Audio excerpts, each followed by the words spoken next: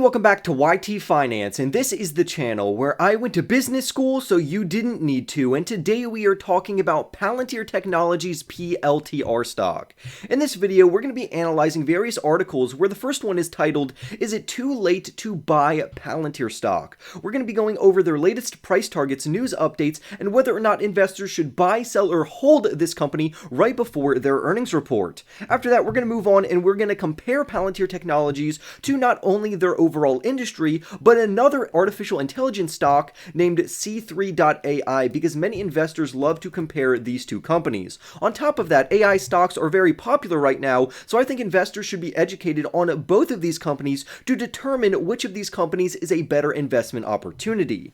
After that, we're going to dive deeper into the macroeconomic environment to see how macroeconomic choices from the Federal Reserve are impacting either positively or negatively Palantir's overall share price and what the broader market is doing. And then lastly, we're going to conclude the video by going over their projected fourth quarter earnings report, which will be released on February 13th after the market closes.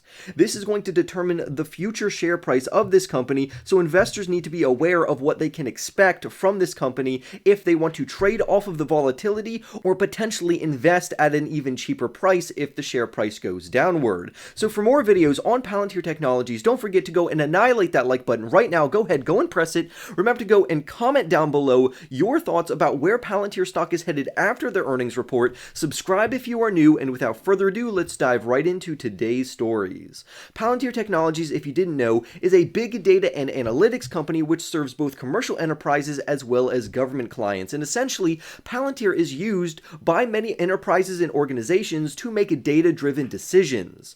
Palantir has become a victim of the gigantic technology sell-off that we saw throughout the year of 2022, which has caused the PLTR stock price to fall as much as 87%. But since then, it's been trading at its lows in December to where the stock price has come back from the depths of its lows to surge all the way up by 50% since they obtained those lows. However, does this make Palantir one of the best growth companies to buy on the stock market right now, or has it appreciated too fast and we could actually be in for a giant pullback in the overall share price to where the share price could cool off and fall below the current share price? Well, let's talk about it. The good news for this company is that they have landed a multitude of partnerships with JD.com, Cardinal Health, and Cloudflare. However, many investors are critical of this company because their overall subscription service is rather pricey for their big data and analytics technology, to where it would run companies around $1 million per month. However, with that being said, Palantir is still growing the overall customer base that it has already achieved. So not only are they not losing customers, but they are gaining more customers. Palantir had 132 commercial customers in the United States that use their Foundry platform, which represents a 124% increase on a year-over-year basis. Right now, the PLTR share price has cooled off from their highs when the stock was trading at a super premium, so it's good that right now the share price is trading for around $7.95. However, investors who are more bearish believe the company is going to fall to around $4.50, so it gets their accounting ratios under control, while other more bullish investors believe that if the Federal Reserve ends up taking more of a dovish approach to the economy by lowering overall interest rates because inflation is becoming under control, this company could surge up to around $15 over the next 12 months. So let's determine who's right here. To do this, we're going to have to look at their overall fundamentals and what the numbers and data are saying about Palantir Technologies.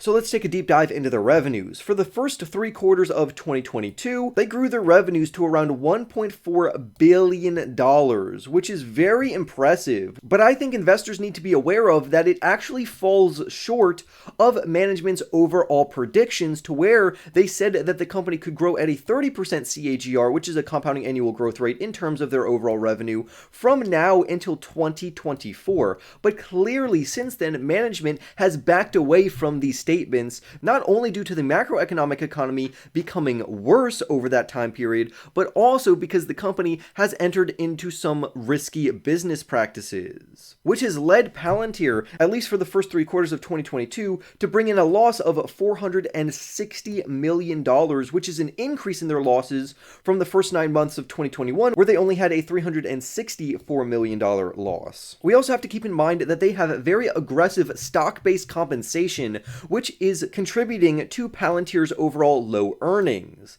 Now, stock-based compensation is a double-edged sword because in one instance, stock-based compensation is good because it gets to attract high top-tier engineers, which then furthers the technology of the company. So, for Palantir to pay these engineers a competitive wage, they have to pay them in stock-based compensation. Now, the problem with that, like we talked about, is that this is negatively impacting their overall earnings. But in the long run, this could be positive because essentially Palantir is betting on themselves and their engineers that eventually their engineers will create new technology, innovate more, which will lead to higher revenues in the future, which could offset negative earnings. So investors do have something to be optimistic about. Another thing that's neither here nor there is that one of Palantir's accounting ratios, specifically their price to sales ratio or their PS multiple, is currently about 10, and this compares the company's annual revenues to their overall market capitalization. And ideally, we would want a price to sales ratio to be low. This means that the company is trading at a value in which investors are getting a good deal when they buy this company.